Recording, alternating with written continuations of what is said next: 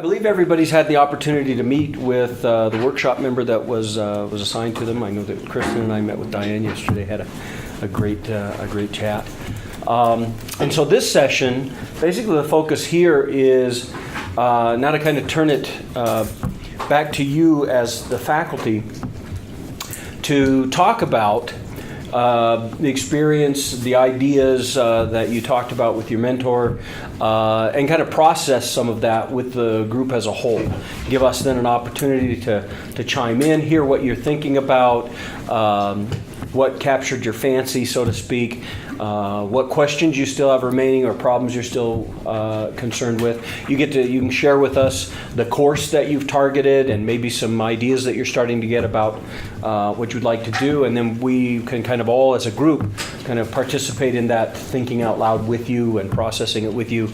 Maybe there will be some more ideas come up. Sometimes we found in the past that someone in psychology will be patiently listening to what someone in history is talking about and what they went through and some of the challenges they face in their class, and that stimulates questions and ideas for new things, and kind of free flowing and share that in order. But we'll let's go ahead and go counterclockwise around the table, although it may get very nonlinear after a while, which is okay as long as we're addressing concerns and ideas and so on and so forth. But we'll go ahead and we can start down here, and you can talk about how things went with you and what you're thinking, the course you've identified and why, and we'll great. run from there.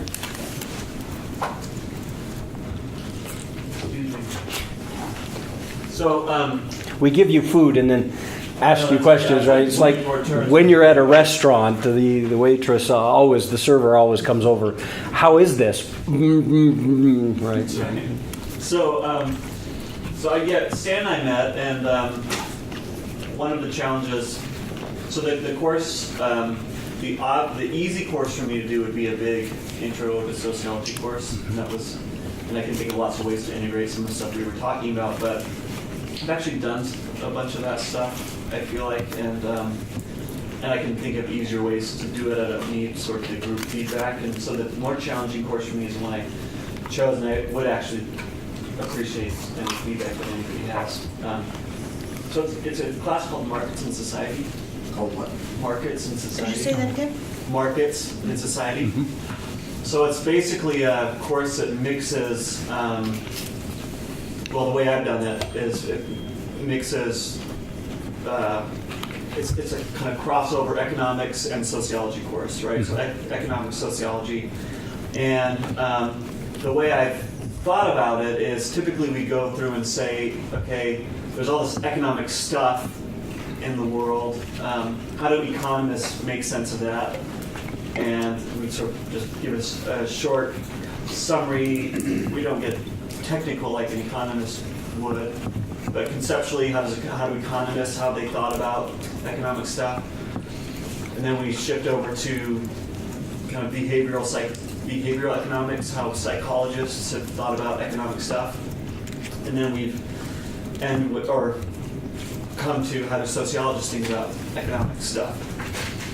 And I use stuff really broadly. So for example, when we get to economic sociology stuff, we read a book about the market for egg and sperm donations, right? So here's a market, something that could look like a marketplace for, and you could think of it in very kind of callous economic terms, but these are issues that are imbued with moral overtones and have to do with people's values and what they think about life and gender and things like that. So we use that as a kind of a place to talk about how sociologists would think about some economic stuff. In any case, in the course of that conversation, we do discuss some sort of churchy things, but we haven't. It's nothing that I would consider like a sustained theistic approach of the sort that we're talking about here. The one thing that Stan and I talked about, which I like, and I'm kind of moving in this direction, would be to think about conceptualizing the class into two parts. One is a kind of how do markets work, and that's a lot of the stuff that I've done before. How do sociologists think markets work? How do economists think markets work? How do behavioral economists think markets work? And then shifting into something that we haven't done as much of and saying, what do markets do to us? What kind of people do they make of us? Markets and capitalism, I guess especially. And that allows us to say, I think, and this is where I love your feedback, hey, market life, contemporary sort of market life, capitalist life, values a certain type of person, and that might provide a launching point for thinking about how and whether that type of person is the same type of person that a religious community would be trying to create. What kind of person is the gospel trying to create, and how is that consistent with or inconsistent with the kind of person that market society creates? So that's what I'm thinking about, opening that as a discussion. And so there's lots of little ways I imagine we could. And so for example, we, in the course of what we already do, we talk about Zion-ish things, attempts that Mormons have made to live outside of a kind of purely market-driven economy. So we read some Leonard Arrington history and talking about when the Saints tried in Utah to create all these different types of kind of communal living arrangements. And so we can jump into some of that stuff, but I'd be really interested if people have ideas about whether that distinction makes sense between what markets do and what they do to us, in a sense, and whether people have sort of obvious readings that I could show students that really, kind of try to make sense of, from maybe a moral, religious perspective, how markets are shaping us, other than to say they're making us into consumers, which I guess is, anyway, those are some of the thoughts that I've had. That's kind of where I'm heading, and I hope that wasn't too wordy. So I think that you could actually do this fairly substantively on both sides of that equation. So on one hand, you have sort of the explanatory models for markets, and that's a rife opportunity. So it's, Mike, you kind of talked about this a little bit. Like, I think it'd be a mistake to take the message of this workshop as, just to bring more churchy stuff into, as we talk about it, like into classes.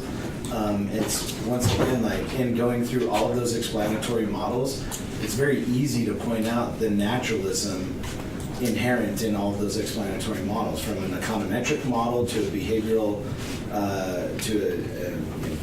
economic or psychological or social psychological standpoint. Like it's determinism all the way down, right? Whether that determinism and egoism as well. Sorry? Egoism is going to play a role in Yes, almost all of it's those. determinism. It's the the preference structure assumptions that underpin any econometric model of anything, typically, right? So just on the explanatory framework side, it's very easy to point out these assumptions that students themselves, and as you're teaching the explanatory models, I think and once again, it can teach these models more deeply by teaching the assumptions behind them that the theorists or the statisticians themselves never dive into or never make explicit. And then when you get to the other side of the equation, what ought an economy, what do economies do? What do we know about what they do to us, and what do we want if we're to sort of like get more, proactively normative and ethical about it? What would the alternatives look like? Again, I think, economists make all sorts of statements about, shoulds and oughts, but typically those shoulds and oughts are primarily rooted in efficiency, right? efficiency with a whole bunch of base set of assumptions about what an efficient market ought to be like. So my brother's an economist, and we argue about this stuff all the time because I'm an anthropologist. But You argue about that because you're an anthropologist, right? yes. You're the one who's causing. Okay. So he says that no, economic models are impartial. They don't have ethics built into them. Well, they absolutely do. Efficiency itself is an ethic, right? And I think pointing some of those things out that these models, these social scientific models of anything, always come with this stuff packaged in it that we don't talk about. And part of what I think we're trying to do is to make it more explicit that we do talk about that stuff. And again, it's not to say that economists are wrong. It's just to say that we ought to be aware that economists, anthropologists, sociologists, everybody has these assumptions packed into them, and the name of the game typically tends to be naturalism. And it's worth pointing out that most of our students at least don't come to college assuming naturalism is the only game in town. Can I follow up on just a piece of that? I think in line with that, the question that always comes to my mind is there not an assumption in there that we are the kinds of beings who can easily be made into consumers, and that there are invisible forces at social levels, at various levels, that unseen just program us to do that? And so what kind of image is that of our very nature? I mean, I make it a practice never to buy anything I've seen advertised.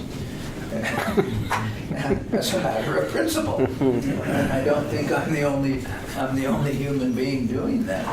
So, to say what do market societies do to people, or what do they create, is an already assumption that we are malleable in just that way, A, and B, that there are invisible forces who always work on that. I mean, that's Marx's point. That,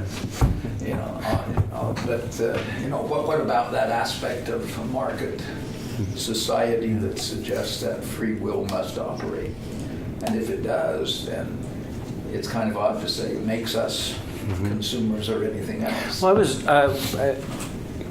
the thought I had was the other end, right? Not only the discussion about markets making us kind of, and the questions that might revolve around that, but then what kind of social lives and cultures and moral frameworks are interested in establishing particular markets, right? I mean, I think we could find in particular cultures certain things that are markets in Western individualistic American culture would not be tolerated in others, right? So some of those questions as well. What does the presence of a market for harvesting sperm and eggs that have particular genetic characteristics promise them? What does that say about the larger culture that would even consider that as an acceptable thing to do? Start raising that question, and then being able to do that as a kind of cultural analysis, but also be able to step back and say, well, in comparison or contrast to modern American individualistic culture, which would pursue these markets, like you were starting to say, what would the gospel say about such desires, the desires that operate in the culture that bring people to want to have such a market? Does that make some sense? Yeah. And I have an example too from psychology of religion. Just we're applying religious markets to conversion, trying to understand how people convert and new religious movements and all that, and steering conversation to put it into their real lives. Like, well, we know how another way that religious conversion happens. So that's just an example of not, in addition to egotism, what you're saying, paying attention to agency to an eugenic model of the people who are actually playing a role in the markets. Great. Is that helpful? Yeah, that's really helpful. I mean, a lot of evidence. I feel like I have a sense of some specific readings, but I can't think of anything. I'll keep looking. That's great. I get tangentially into this, and Adam Smith, for all the evil he wrought with his economic theory, he was a moral theorist. Yeah. And he wrote the importance of kindness and charity and not pursuing one's own interests and the motives behind this. We'll oftentimes do that in our anthro theory sequence. We'll do, the wealth of nations, but then we'll do the theory of moral sentiments to say, hey, the economists love to cite Smith on this thing, but there's this whole moral theory over here that's basically, and the ethics of the economy are, the Smithian ethics of the economy are only thought to be, the invisible hand and the distribution of, the maximizing efficient distribution of, skills and services and production and whatnot. But he arguably spent more time in print concerning himself with these ethical principles that is not part of contemporary economic. Yeah, and well, his analysis. Scottish Enlightenment, Right. He was part of that Scottish Enlightenment. Thomas Reid, those folks had a very different view of human beings than the kind who could be influenced by a capitalist economy or any other kind. And morality was at the forefront of everything they did. And Smith was right in the middle of that. Yeah, he does. In theory of moral sentiments, he starts out by saying that fellow feeling is the foundation, right, of human nature, that sort of thing. So. There's a really great article I just remember reading years ago, so it's got to be like 15, 20 years old, in the community psych literature on what would it look like to have an economy of truth-telling. And it goes through that as the fundamental basis of it. And that would be a really interesting article to share. I can find it for you. Yeah, that's great. I couldn't hear what you Oh, said. the economy of truth-telling. Oh, okay. Just, how would that look versus a market economy? That's one idea. I mean, I'd be interested in seeing it too. I'll search it actually right now. Excellent. Well, thank you. Yeah, thank you. That's great. Mike, you're up. Great. So we chatted a little bit. So, I'm taking this course just to get more ideas, to add what I'm doing. And so Jake and I discussed a little bit of what I've done. And I feel like in some aspects of this anthropology 110 introduction to archaeology class, it's really easy to incorporate topics, gospel topics in. For example, when I'm talking about, especially when I'm wanting to emphasize a point, for example, when we excavate a site, I talk about context, talk about association of artifacts to where they're found, and so I give them the example, and this is less overt, but I make them think about the symbolism behind certain things as it's integrated into, say, for example, what would happen if we excavated an LDS chapel, 100 years from now? What would that look like? And we get to talking about, the setup of the actual chapel room itself, how the seats face the front, and we get into talking about the sacrament preparation table, items that are found there, the card with the prayer, if it were to survive, things like that. And then we get into the symbolism of it. Okay, why white sheets? Why would they be found? And so that's one way I kind of integrate what they know to help them learn the material. But then there's other aspects, like actual gospel knowledge. And the one thing that I talked about that right now is not, I wouldn't say it's covert, but I definitely do it outside of class, because I have a hard time. Jacob was agreeing with me, having taught elsewhere where religion was not allowed in the classroom. I'm still having a hard time, like saying, this is my testimony, or saying anything that I believe, because then it's just weird. I was trained not to talk about religion in the classroom, but coming here to BYU, it's different. The irony is that here at BYU, we also, more often than not, train students not to talk about religion in the classroom. Right. Yeah. Because this is about psychology, it's not about religion. Or we get evaluated even now on how much we integrate it in. So this is why I'm here, is to try to figure that out and get ideas. So one segment that I talk about, and obviously it would be involved or be a part of any archaeology class, especially dealing with hominid or human evolution. So when we get to this topic, typically what I do is I say, okay, obviously this is a sensitive subject for a lot of people. I have my own opinions. It's not doctrine, but if you want to hear my opinion, come after class. And this last time that I did this was just a month and a half ago, and this is what I typically do every time I teach this class. This time I had like probably 20 to 30 students out of my 60 some odd students, almost half the class, stuck around. And I do that only because I'm also afraid of saying something they're going to take as doctrine, because I don't know how many students come to me and say, this religion professor told me this. And I'm like, yeah, that's probably their opinion, you know. And so I get nervous about that as well, because I do have an opinion how I see evolution fitting really well with the gospel, but I want to make sure that they develop their own opinions. And so the other thing that I do is I offer about 3 readings. I had a TA, had some really great resources, and you put them together and put them on our learning suite. So here's some other places you can read about prophets and apostles who have spoken about evolution. One in particular, Talmage, who was a geologist, has had a really great perspective. And this is especially relevant when we're talking about time. You know, I do have students that come in and think that the world is only 4,000 years old, and I've got to say, let's look at this, you know. But I try to let them form their own opinions. So what we talk about is making it more overt, and this is what Jacob said he did in his class. He said, make it part of the discussion, which may mean I have to, you know, peel back some of what I talk about in that class, you know, teach less of the lecture that is part of the more secular aspects of evolution. But the cool thing is I already present creationism and catastrophism in conjunction with evolution as, you know, different theories. And so that's what I think, what I'm going to try to attempt, at least in this segment, is to be more overt about it.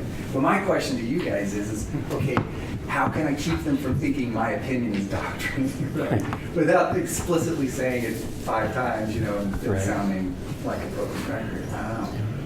I mean, I think most students are intelligent enough to realize that we're expressing our opinions in many cases, right?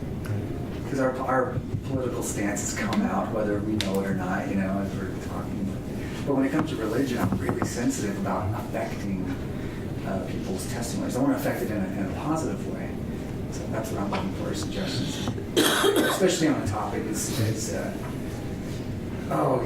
so, that has so many different opinions as evolution.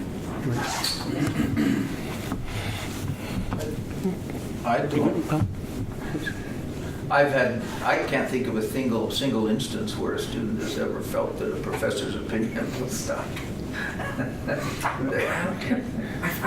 I've had a similar experience where I've felt that from students' interaction with religion faculty sometimes. Yeah, specifically that's where I see it most, right? And I don't know whether it's because they always lecture in a suit and tie. Well, it's the and the rest material of us, that they you know, use. I but- mean, they Well, give quotations. Yeah, However, that's- to riff on what you're saying, Rich, I think that maybe not explicitly, maybe not as church doctrine, but it does end up being the case.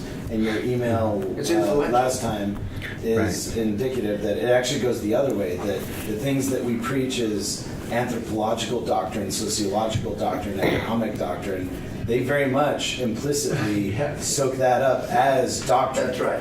And the point of this is that simply, I mean, it's amazing. If you just give them permission to bring up the possibility of God or something other than these naturalistic forces in thinking about anthropological material, that itself is like, I mean, it is as simple as that thing is. It's like mind-blowing for a lot of these students, especially once they really get socialized into their majors.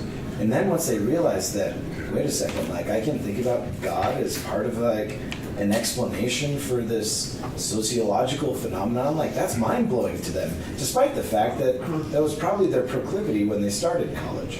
Right. So I think they do take what we say as doctrine, but in the other way. And I have over the years developed this approach when students, you know, find themselves on, you know, well, this is what the discipline preaches, and it must be, and it's hard to reconcile with religion. I just usually say, all right, let's look at the received view. What does that require that you already grant in order to take it seriously, and where does it take you at the end of the day, and matters of morality, purpose of life, the possibility of a telos, et cetera, and human age, whatever it is. And then I say, and here's the other case. Let's take a theistic view, or an eternal uncreated intelligence, a God who has a purpose, a world for a moral purpose, et cetera. Now, what my position is, neither one of those is ruled out of bounds in principle. There's no argument they give that makes this an impossible, unacceptable argument. And there's no one we can give that will be the drop-dead coup de grace that can. So we make this comparative advantage case, but you have the freedom to do that, to lay that out for them. You know, with evolution, I always say, I don't care. I don't care one way or another, but let's look at where it leads. Let's look at how it comes. And so whatever it is, I'm convinced there is a reasonable reconciliation there. And as a matter of style, getting back to Mike's question, in my experience, if you simply, you don't take the stance of providing the answers, but simply opening up a discussion that probably nobody has ever genuinely opened up for them to have, they will fill that space with opinions, questions, thoughts, and then you don't have to be the one who's, preaching per se, but rather you're simply opening up a discussion that they rarely have a chance to actually have with other people who have those same questions. And many times you can make the argument they're struggling with for them and help them, whichever side it's on, and clarify their questions, and that's quite often. I think an excellent example of this, at least in my discipline in psychology, is William James' essay, The Dilemma of Determinism, right?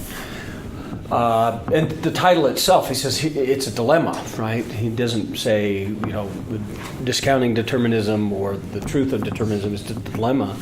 And how he starts the essay out is he says, okay, if you're willing to grant that the deterministic thesis is a philosophical starting point and not an incontrovertible truth, then we can discuss, right? Because if you're not willing to grant that possibility, then we have nothing to talk about, right? So grant that as a possibility, and grant that nature itself doesn't demand deterministic explanations. There's nothing in our empirical experience of the world that requires a deterministic explanation. It's just one that we seem to like for various reasons. And he says, so if we can grant that, then we can compare that with a position that says there's some play to the parts in the world, that there's some possibilities and so on and so forth.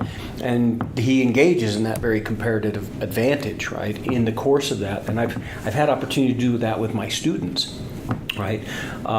Say, okay, let's take a look at these and just lay them out there, and then invite the students to wrestle with that together in class, right? Because you'll get, what often happens, at least in my classes, is a student will immediately jump in and say, well, the William James and his account of free will, that's what the gospel teaches us.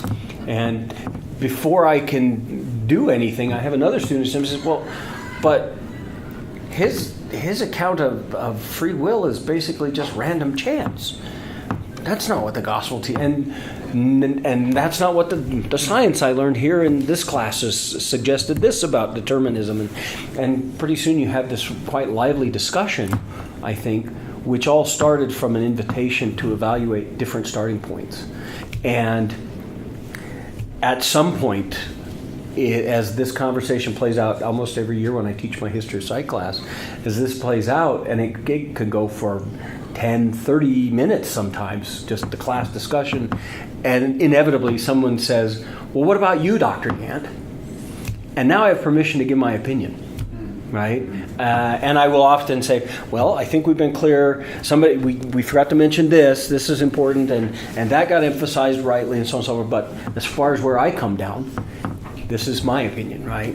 And by that point, I think there are some students in the class who naively will sit back and go, oh, okay, so Dr. Gant's opinion, that's the truth. Right, okay. But most of the students, I've had plenty of students push back.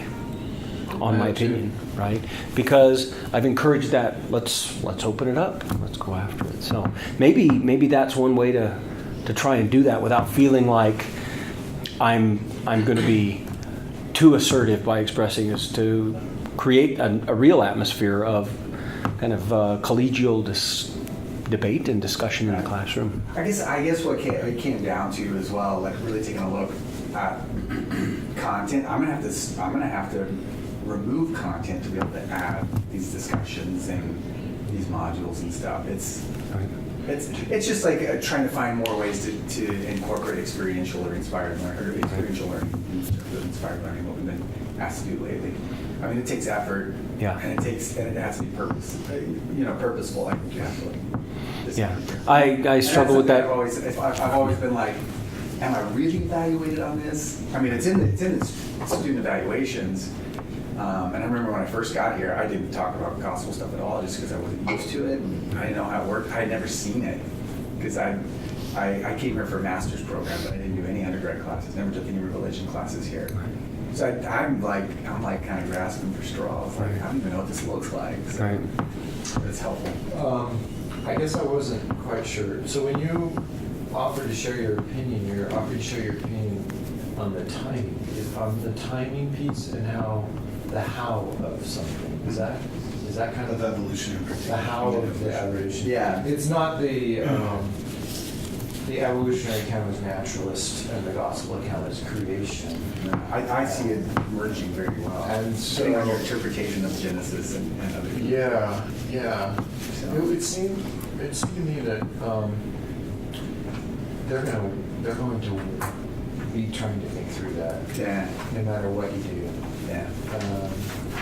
And so a more collaborative approach seems to be would be helpful. It seems like to me, as they because they're gonna know your opinion anyway. Right. And And the interesting thing about what happened, and I wish the rest of the class could heard it, but like I got emotional in those 20 minutes after class, and the students cued in and realized like, okay, this is why.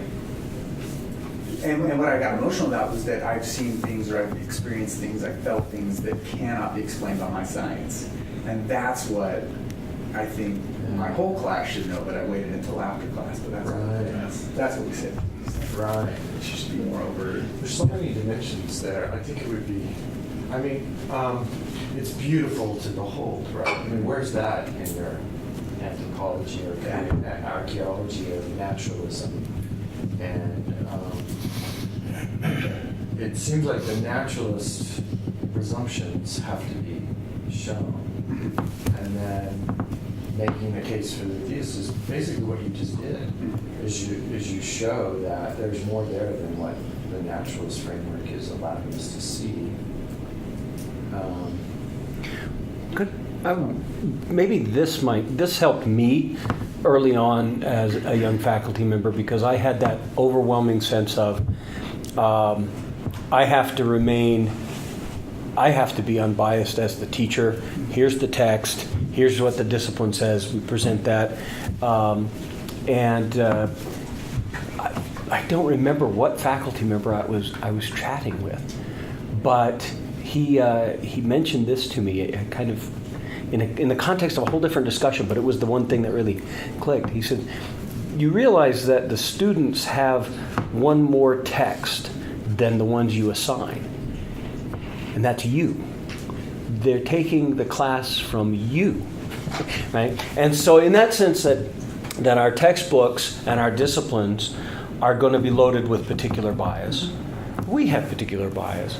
And to not engage the students that way and say, hey, you're getting me in this class, and this is where I come from, and not without reason. I mean, you have some very well thought out reasons and experiences for your perspective and why it might differ from the discipline in important respects. And so I don't think you have to feel guilty and say, well, that's just me expressing my opinion. No, that's you expressing your anthropological thinking and experience, right? As a professional, as a professor. And to not, I think, to not to fully engage that with students is to sell yourself and them short in that classroom. There's something, they're going to remember you more than their textbooks, right? People, will want to come and study you and your ideas and perspectives as well. Well, Now, that could be easily done in like your introduction to the course. I mean, you Right. Be totally overt. Use my political leaning, because I feel like, at least for the professors. And I think that's okay to be I was upfront always about trying the to read into biases. what they were Right. saying to try to get their opinion. But why not be clear about it, And the right? point Yeah. is not just to sort of try and say up front, okay, here's some of the things I think are informing it, but all along the way. And not just the things that are informing you, but helping them gain the ability to see what's behind the frameworks you're looking at. I mean, I'm thinking, for example, I think evolution is one of, like we talked about, kind of the low-hanging fruit, because they already know that there's a problem there. But what about something like ecological determinism, where it's not so intuitively obvious to them that there's a problem there that doesn't philosophically jive with probably their concept of human agency? I mean, what about a thought experiment where you say, okay, archaeologists, without any historical record, trying to understand this massive migration of mid-19th century people from the Midwest to, this desert area, how does an ecologically deterministic model that doesn't think of human agency account for that, right? It would be very hard to do that. And I think the evolution thing is probably actually easier to start that discussion because they already know that, like, we have a big culture war in our society that tells them that's a problem for them. But the problem is a lot of these other frameworks are just presented as archaeological doctrine as if that's not open for discussion as well. And I think that's something that really, I don't know, I think it's probably a little bit harder to do that, but probably even more important to do that. I don't know. Just I have one after you. I'll go sorry, after you. Just Yeah. one more gloss Yeah. on that. we want to move. I remember Tom Give it a Smith's chance. observation here when he came to talk about this very sort of this topic. He says students come with big questions, and a lot of them don't know exactly what the big questions are, so you sometimes have to frame that for them. Evolution's a big question, agency's a big question, morality is a big question. And he says, and if you don't deal with them, then you haven't educated them in the things that were most important to them. And he says his advice to students is, if you have a professor that won't deal with your big questions, find one who will. But I think they do, and we don't want to miss that opportunity while they have those big questions. Yeah, just one point off of what Richard's saying, what you said, or what you're raising. In psychotherapy, we have a whole literature on how explicit do we be with our clients about our values. Because if you're very explicit, they can't project onto you their thoughts, which, similar in the classroom, you don't want to be so explicit you shut someone down right away. And so I think you have to walk that fine line between leaving it really open in the beginning so they can project onto you whatever they want to see, and then give them a lot of space. But I almost think you have to trickle out your values, not hold them back, but trickle them out. And if it's instructive at all to share my experience, I grew up outside the church and finished my PhD. Joined the church when I was 30 when I finished my PhD. And but I was introduced in the very beginning to an agentic perspective, day one of grad school. And so I'm thinking about how throughout, even though I was Catholic and spiritual, the Spirit was always talking to me. Before I was Mormon about truth and not truth. But if I hadn't had that agentic perspective shared with me right away, I would have probably just drunken the Kool-Aid of naturalism and not questioned it. So I think there's those two things where we have to present the theistic perspective right away so they sit there and question everything. So those are just a few more thoughts. I think it's good. What you said earlier was start right up front. Yeah. Here's who I am. Here's where I'm coming from. I remember we had a faculty member who was in the psych department who took this workshop about 3 years ago, and that's what he did the first time around. He had it was in his syllabus. He had an online page that he designed for his class, and so the first thing was all about him, his background, was comparing naturalism, theism, so on and so forth. And he got to the end of the semester, and it hadn't worked out quite as well as he'd wanted. And so he came to see me as a follow-up to talk about it. And we talked about it. I said, well, the first day of class, they're thinking about how many tests do I have to have. They're rearranging class schedules. They're doing all these things. It was appropriate for you to talk about that stuff early on. That was fine, and keep doing that. But revisit it so that they see it's a persistent concern through the whole course. Find ways to continue bringing that up. And so I think it's a good idea to present yourself right there at the beginning, but also find ways to keep bringing it up through the course. In different ways. Sometimes it's good just to talk about our experience. I think I do a really brief intro of my background. I don't talk about values, but I think they're able to see what's important to me that I share with them in those 10 minutes. Right. And so, and I'm a big proponent of biography. Knowing about people's lives often illuminates Right. the implications of our ideas. Well, Evan, on that, why don't Yeah. we move to you? Okay, so I'm going to be targeting my introductory history methods class. It's called the Historian's Craft. And previously... Is this the 200 level? History 200. Yeah. Previously, I just assigned Hugh Nibley's Zeal Without Knowledge and an essay by Dallin H. Oakes about the importance of pursuing knowledge as members of the church. But in my own dissatisfaction with naturalism, I've decided that what I'd like to do is invite my students on a journey of discovery and exploration in a variety of aspects of the class. And what I want to explore are the implications of ideologies and doctrines on the study and practice of history. So the way that I'm thinking about after my conversation with Richard, that this looks like there's a core of practices that I have to, and methods, teach in that class, because those are the tools that they're going to use as practitioners of history.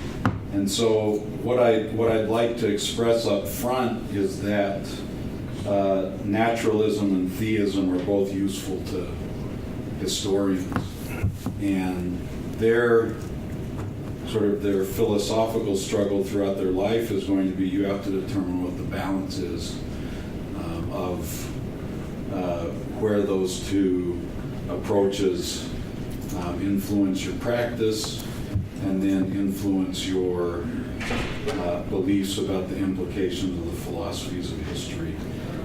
And so some of the specific things I'd like to do, I'm still going to have them read Nibley and Oakes, just because I think that emphasizes that not all knowledge is of equal value. But I also am going to, from the very beginning of the class, talk about questions of causation and gradually introduce them to what Richard would call historicism, what I would call the philosophy of history. So there's a great Alexander Morrison piece that I mentioned the last time on God and history. And so this will come back later on in the class. We'll follow that up by doing the methods of history, which integrate the naturalist approach of evidence and What are these methods? Sorry, is it like archival and oral history, those types of things? right. And they fundamentally have to be able to use those skills. They have to learn those methods so that they can produce for that class the paper. But as they go on in the major and in the discipline as well. But the real important pieces for me are going to be when we talk about the philosophies of history. So we'll talk about about Augustine, Marxism, and we'll bring back in here this idea of causations. What are the motors that are driving these conceptualizations of how history has unfolded, and talk about the implications of agency. Richard gave me an article that he's working on right now that deals with those very questions. What does the idea of creation, how does that, what implications does that have on the philosophies of Marx, on Hegel, and then ultimately, when we come down to talk about the practices of history today, I want to talk about the implications of ideology. If you begin from a certain position, certain interpretive school, what you have to accept along the way in employing that particular approach, feminism, race, class, gender, assumptions, and so it might seem sort of scattered to everyone else, but it's coming together for. Well, at this point, it's supposed to be a little scattered. It comes together, right? I think it'd be intriguing to to invite the students to think about how do I interpret, how do I write history, how do I research these topics. With, as you're saying, concern about different causal approaches, right? But also to introduce the possibility of a kind of a telic approach. How would I go about studying history? How would I go about writing history that could be accepted by my discipline, my colleagues, when my working assumption is that perhaps God is pulling us towards something rather than natural forces pushing us towards something, right? If a universe in which historical events are purposive and God is involved in them in various ways, but maybe not in a traditional sort of Calvinist providentialist way in which God's just one more deterministic cause, but God's an active agent inviting, right? Just give that as a kind of experiment for the students to mess around with. And you, as a professional historian, are in a position to operate as a check, right? So if they give a facile answer, because that part of the question for them, part of the thing for them to do is to think about how could I go to study history that way and produce work that would be of high quality, right? Not wouldn't be controversial, but at least it would be of high quality. How could I do that? And you would be a check on that, because if they gave a simplistic answer, you could point out, well, here's the pushback you're going to get. And now it's, I think that, because like you say, the name of the class is learning the historian's craft, right? And it's also learning the historian's minefield. It's learning, there's a whole lot of things, learning the profession, right? And just that right in and of itself is inviting them in a very practical way to consider the difference between naturalistic assumptions and theistic assumptions about the flow of history, right? Or at least one set of those assumptions. That might be kind of fun, I think. Just off the top of my head. I know because I took that class when I was here as an undergrad, and I think that would have been a blast as a student. It would have been very challenging as a student, but it would have been kind of fun, right? I remember, again, the reason I can say that would have been a blast is because just the semester before I took that course, I took a course because I was doing I was getting certification to teach high school, right, a secondary ed certification at the time. And I had to take a course on Utah history. I think it's probably still required of teachers, right? And the professor in there, he made this comment at one point. He was just talking about particular unique issues that hit LDS historians. And one of those, he said, was that there are certain ethical concerns that arise for us as LDS historians when we know we're going to meet the subjects of our biography and they're going to demand accountability for how we represented them, right? So we're not just accountable to our colleagues or some abstract quest for truth, but how do you treat this person knowing that they're not just dead and gone in a memory, right? And I remember sitting in that class. That may have been the most moving thing I learned in my whole Utah history course, right? And if I'd followed that in the historian's craft course with some more of that, I think that would have been really exciting. Anyway, that's just my biography, right? So something you said is that, you're trying to like bring in the theistic perspective, but in the end they still have to worry about evidence. I think it's worth clarifying that naturalism doesn't have a claim, doesn't have a monopoly on the notion of evidence. Naturalism has just a very much narrower definition of what counts as evidence and how evidence operates. And it tends to sort of assume that,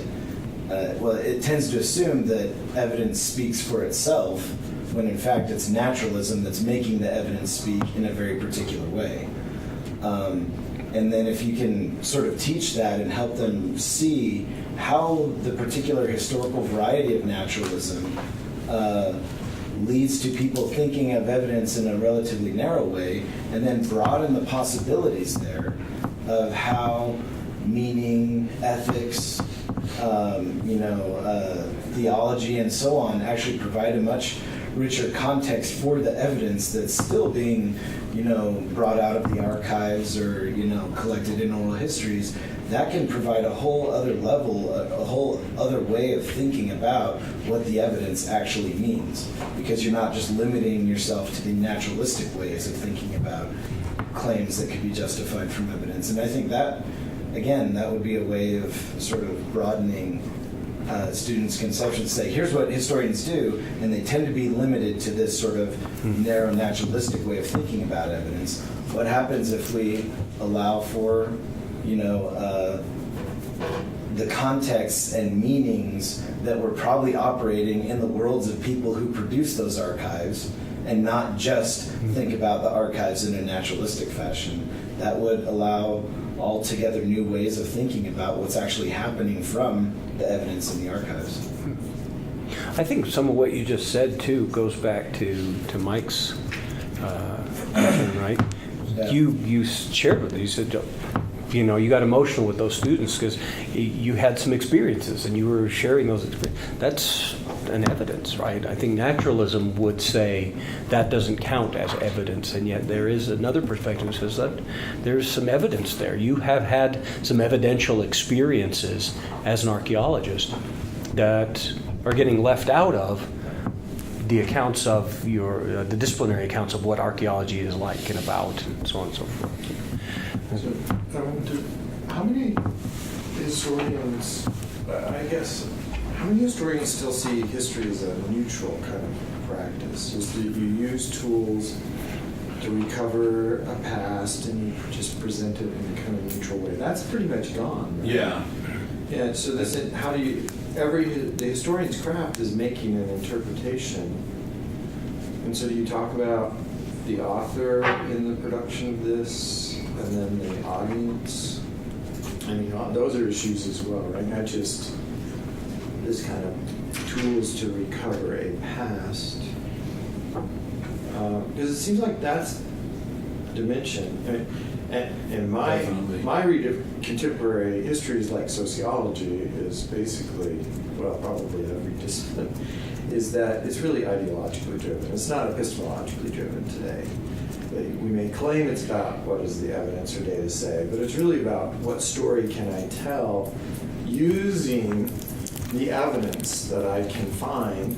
And that's really the heart of the practice, is being able to do something in the world that says these things that we're committed to. It's pretty moral, often political perhaps, but it seems like that dimension's got to be in the course, and there it does seem like your person as both a moral being and a religious being is part of the how do we do good history.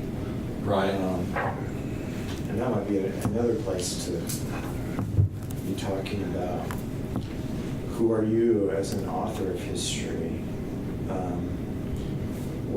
What kind of interpretation? How do you? I mean, it's similar to the discussion we had with Mike as well. Is how am I going to present myself, making this case or this particular interpretive framing, that kind of. So that's really helpful.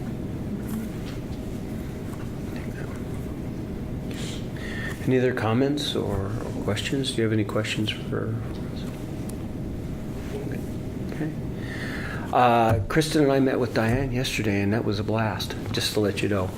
So I was lucky enough to have 2 mentors, so that was great. I'm teaching a class in social psychology, so we cover things like the self and persuasion and emotions and groups and 350. so pro-social behavior and antisocial behavior and relationships and all that kind of thing. And I've been teaching for 30 years, and I just came to BYU last January. And I guess I came in with an entirely different view, and I thought this was finally my chance to be able to talk about the things that I haven't been able to talk about all the time in a secular university. And so I spent the first semester here entirely redoing my lectures and trying to add a lot of spiritual content to them, and I did a lot of that. But I think what I really got out of this 2 weeks ago, and especially yesterday, was that okay, I can add a lot of content, but what I hadn't done is actually examine the worldview and the philosophy behind it. And so I was still looking at everything from a naturalistic perspective and presenting it all that way, and I was able to have a lot of discussion about spiritual and doctrinal issues in class around things that we covered, but I hadn't ever really challenged students to think differently, just to integrate what was in the book and doctrine, but not to think differently about it. So that's, I think, the challenge for me. I start off the semester, my first class, I spend the first half of the class talking about assignments and the usual, and then I share my conversion story with them. And I end with my testimony, because I think that, to me, that's a way to start off the class by saying, we're going to talk about these things in class. This is not a class where we're going to separate religion. We're going to integrate it, and I want to bring the spirit in right in the very beginning. So then I do that. I picked a book that was helpful because it was one of the co-authors is a member of the church, and so the book doesn't have any doctrine in it or anything, but it's also not really antithetical to talking about these things. So for instance, it's not just social psychology, it's social psychology and human nature. And every chapter has a special section on, so what does this tell us about human nature, which gives us a chance in our discussion groups to say, and so what does it tell us about our divine nature? We can sort of pull out what we're getting from the human nature and talk about divine nature. And it does other things, like it divides the chapter on the self into 2 separate chapters, one of which is on agency. And so we can talk about agency from a more doctrinal perspective like that.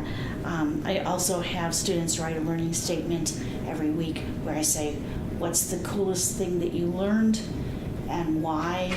And then can you relate it back to one of the 4 aims of the BYU education? And I try to really help them to see the spiritually strengthening component of that. And that's a graded assignment that they do. They don't have to use this. They can just say lifelong learning and service or whatever. It can be anything. But I try to at least offer an option for that. I also try to integrate things like short excerpts from general conference talks and things. Like when we talk about self-control, then we have about a 2-minute segment from Elder Cook's 2015 talk on shipshape and Bristol faction, where he went through a little discussion of self-control and what it means for us. I guess one of the big questions I have with this, we talk about embodiment of emotions and why do we come to Earth? One of the reasons is to get a body. Why do we want a body? We want to be like Heavenly Father. Well, why? Why do we need a body to do that? So we'll talk about how we cannot experience emotions fully without a body. Research has shown that you can cognitively have a kind of emotion, but that if you don't have a physiological response, if that's somehow stunted, then you don't have a full experience of the emotion. So those are the kinds of things, the content that I talk about. But my question, my problem is, what do I do about the non-LDS students in the class, people who don't share our doctrine? And the big thing I'm doing now, after last 2 weeks ago here, and then talking yesterday, is trying to now also incorporate the worldview and not just the content. Right. So that's where I am. Yeah. So I do in I'm a psychological anthropologist. In my intro to social anthropology class, I ended up sneaking in a lot of psychological anthropology. One of the books we read is by one of my colleagues, and it's about emotion in Thailand, and it's sort of, she's trying to demonstrate how a Buddhist perspective actually lends itself to a whole different range of affective experiences and so on. And so she makes a similar argument, but the alternative framework here, so it's a critique of sort of the naturalistic psychological model of emotion, but the alternative here is not theism, it's sort of a Buddhist, or it's not, I suppose, theism as we've been talking about it. It's sort of how a Buddhist sense of reality underpins a fundamentally different way of thinking about emotion and affect, and that just strikes me that no matter what background students are coming from, they're probably not assuming the stoic, naturalistic, psychological model of emotion as what they've gleaned from their reality and being a human being for 20 years, right? They're going to bring some type of cultural, social sense of that, and you're not just opening this up for the LDS students, but you're opening this up for students who are bringing anything to the table that potentially does not coincide and likely doesn't coincide with that sort of more, in my view, dry psychological model of emotion or emotional experience. And so I think you can open it up and reach all of them that way. That's great, yeah. So the book was called Emotion in Thailand? It's called Living Buddhism. Living Buddhism? Mind, emotion. Actually, can you send me I can, yeah. Yeah, thank you. And in fact, I'll send you the link from, maybe I'll send it to you and you can send it out. Okay, I can do that. We can get it to everybody. Yeah, that would But be. our library has an ebook version of it, so you can just get through the library book. Thank you. Thank you, that's helpful. Yeah. Well, I know one of the things that we talked about, not strictly focused on emotion, but we talked about highlighting the difference in the worldviews between naturalism and theism in a social psychology class. I think is particularly easy to do when you, excuse me, when you raise the question of what do we mean by social? Right, and naturalism gives us a view in which variable carriers are propelled up against one another and conglomerate and impact one another, right? And that's understood to be social, right? That just having some sort of interaction that affects another person's behavior. That sociality with a theistic perspective starts. So sociality, social life is something from the naturalistic perspective that arises out of variable carriers bouncing up against each other, right? So social psychology in that sense is, in the naturalist model, is the study of how it is these individual atomistic units, whether they're minds or bodies or whatever, manage to generate families and communities and social life and peer groups and all of that sort of thing. And I think a theistic perspective starts with sociality comes first, right? That moral agents are social beings, and then we start to talk about not social life as an add-on or a byproduct, but as the foundational, right? And start to look at, okay, are there not only different ways of being social, but are there better and worse ways of being social, right? Because the minute you start to talk about sociality as intimately bound up with moral agency, then you're in a discussion. Are there better and worse emotional lives that we can have? But take a look at anger, right? How do we understand anger? Where Christ says, "Whosoever is angry with his brother has committed sin."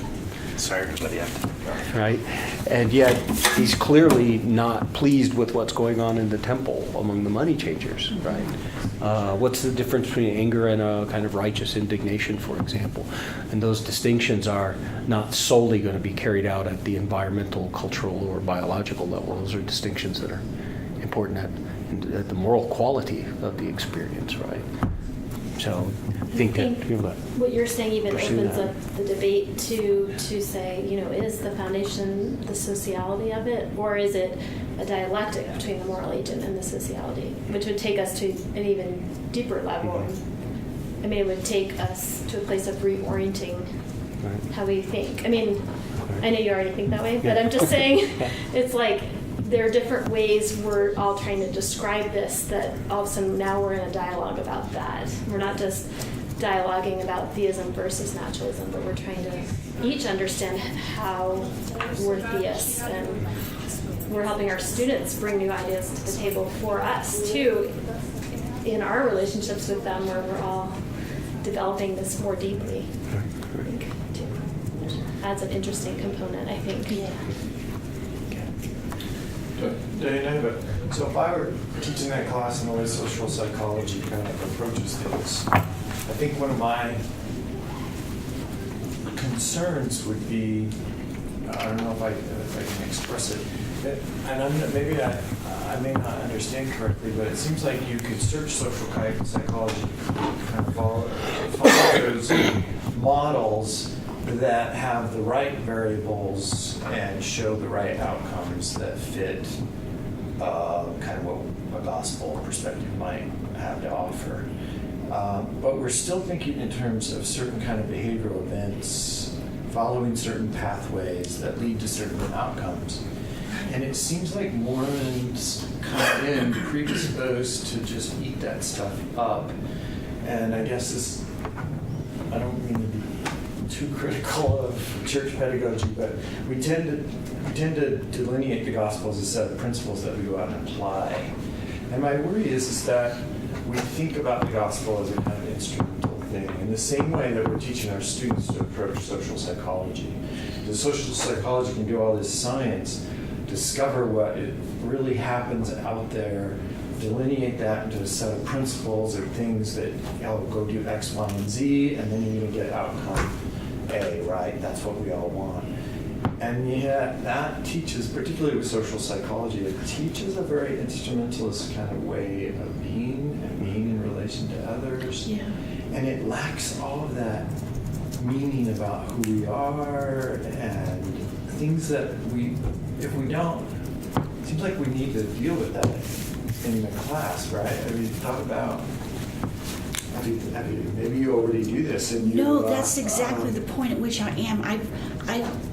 I was happy adding all the content last year, but I think I'm missing that, exactly what you're talking about, the deeper understanding, the deeper interpretation of what's going on. And in implies that, you know, I'm happy or I'm prosperous because I do X, Y, and Z, right? And gee, I'm glad I got the gospel that teaches me how to act.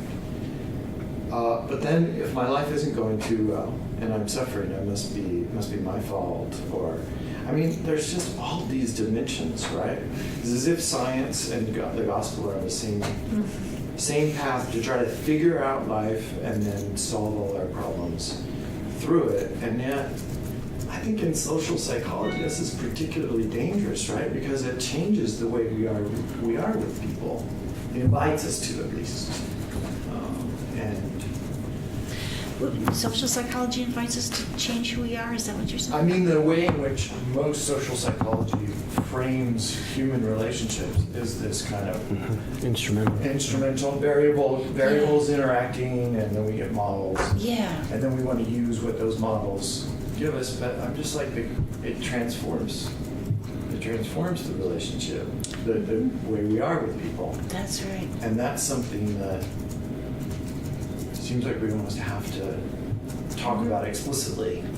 Because it never if is. you're going to be a consumer of social psychology, look at the way we're doing it and how we're going to take it up. And so it's not just a matter of finding the social psychology that speaks to what we believe. Yeah. But it's also helping them see what it does, how it does things. Absolutely. Yeah, that's really great. Thank you. Yeah.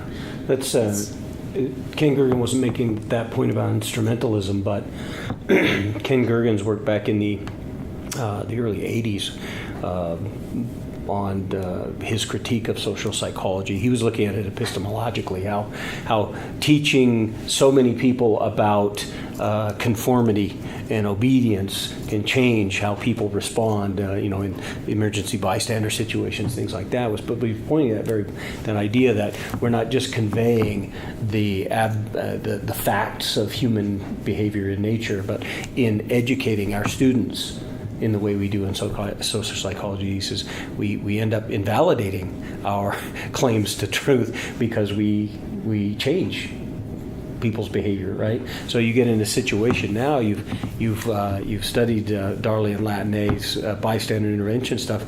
You find yourself in a crowd and there's an emergency, and you go, "Wait, I remember I learned about this," and so you intervene, thus invalidating the theory that people wouldn't, right?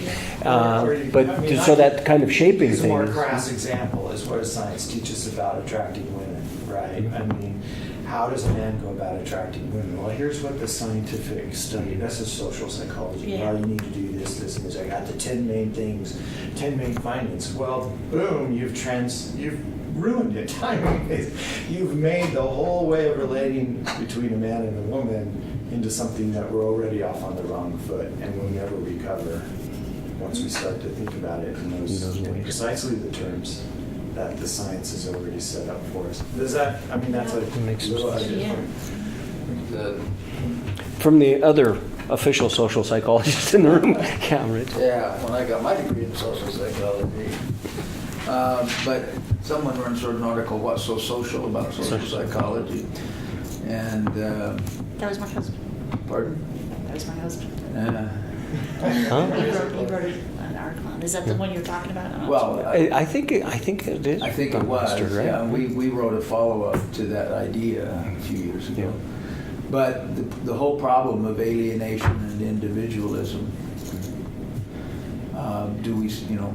where do you start? Is sociality an achievement Right. hard won by manipulating certain variables so that we all feel we have some sociality, or are we the kinds of beings from the very beginning who are fundamentally social in a non-variable mediated sense?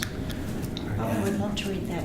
And is there an agentic element to that? And that's what I found lacking in my social psychological training. These were carbon units being acted upon by a bunch of impartial social forces that had no form or basis except in their results. And that just I couldn't think of many things less social than that. I mean, to walk every day, so that every hour of the day, some social forces are doing something to us. And just a culture, and I think this relates to, I mean, D&C 130, that same sociality that exists among us here will exist among us there, unfortunately, or fortunately. But what happens if we take ourselves to be at the outset individuals, naturalistic organisms, then sociality of any sort is an odd achievement. Or it's just the dumb outcome of a set of blind processes and we hope for the best. But maybe sociality, relationality are the native state for us. And the problem is that gets decayed and eroded by certain kinds of actions that we do or something like that. Two things. One, you gave me a cartoon once that was perfect on this. A man is standing in the middle of his living room, and the caption at the bottom is, "I demand to know what invisible forces are impeding me." But the second, more serious point is that if we are social beings from the get-go, if that's how we were created and how we exist, then morality isn't an epiphenomenon that gets added on to our behavior, nor is it something we study simply to see how it develops over time or in particular cultures, but it's also the warp and woof of human nature. Right? To be a social being is to impact and influence the lives of others, and thus my actions are intrinsically moral matters. Right? So instead of separating morality out as a particular sub-disciplinary set of questions in social psychology, to talk about what are the social forces that produce particular moral outlooks, or how do we develop a sense of morality in particular, is to look at we're moral beings from the get-go, right? So therefore, are you saying that then all the social psychological principles could be identified as being moral behaviors? I think we would look at the beginning and talk about how a theistic perspective on this that sees us as social moral agents from the beginning takes morality very seriously, right? That there are right and wrong ways to be with one another and to be for one another, rather than just moral perspectives that are ancillary or secondary to. So the same kinds of forces that produce morality will produce fanaticism for a football team, or produce, there's no distinction. The same social forces of programming / reinforcing / whatever it is, it's all at the same level. So at what level do I privilege moral behavior in and of itself over against any other thing that society has produced within me, or between me and someone else? Yeah. And yet, I remember your question last time, and I don't know if you're getting at this, and yet the science and the things we learn as psychologists are not irrelevant. They do change our behavior. We can't, so we privilege morality and the sociality. We start with us as agents in a dialectical context to our social environment. And so we may teach the privileging of that, but we can't just manipulate a situation and get the social outcome we want, because we have a God who's involved in influencing. And in every story of a prophet in the Book of Mormon, we see their ability to overcome great things that a bunch of manipulations around them can't change, because God intervenes. So then we have to add that element too, but yet we learn interesting things. For example, I just heard Bessel van der Kolk speak, who's one of the leading experts in trauma, about how people who suffered from 9/11, there was hardly any PTSD. And he shows all these pictures of people running away, and then he talks about how people get PTSD when they're stuck in a situation where they can't leave. So I started thinking like, well, that's interesting for all these people who are leaving the church, you know. Let's say they're in a situation with leaders who don't understand them, where they're coming from, you know, maybe a lot of intellectuals in the church who are thinking a lot of things and they can't necessarily have leaders who understand that. Well, that's an interesting idea that can be applied from psychology to make our church situations, create more understanding there. So I think that's where we have an interesting role to teach our students how to apply this knowledge, and that the research findings are interesting in that way. And it's interesting, you can teach that as an empirical fact or as a naturalistic principle. Yeah. That is, there's some principle operating that makes this happen if you can't escape and this Like happen it's not if you true do. necessarily. Or, being the kinds of beings we are, this is what happens when you can't escape. This is part of being human and limited. It can happen. Yeah. Like it's an interesting idea to help us maybe change. Manipulations that are happening are interesting, but they're not the final word. The empiricism is not, there's nothing wrong with empiricism, it's the ontological, philosophical overlay upon them where naturalism works its mischief. Yeah. We've gone over, and that's my fault. I'm terrible because this is such, Sorry, these are fascinating discussions. I don't want them to end. So anyway, so the next time we meet, so what you will do between now and then is, and some of you are already well on your way there, but to take time and put together a short presentation for the group on very specific things that you're going to do in your target course, whether that is to come and share with changes to a syllabus or assignments or reading, whatever, to make a presentation, say, okay, I remember I talked about this course and we brainstormed about it. Here's specifically what I'm doing. Now, whether that's in the fall when I teach this course again, or some of you may jump out and try some things right now, which is fine too. We've had faculty who've come back and said, well, I'm teaching this course right now, and I've taken what we were talking about, and I did this last Friday or last Thursday, and this is how it went. So just to make a presentation, there's some latitude there with it, but to make some concrete changes to a course, or share with us some concrete experiences in a current course you're teaching, that sort of thing. Does that make sense? What we're going to do next, and then we can kind of get to talk about that and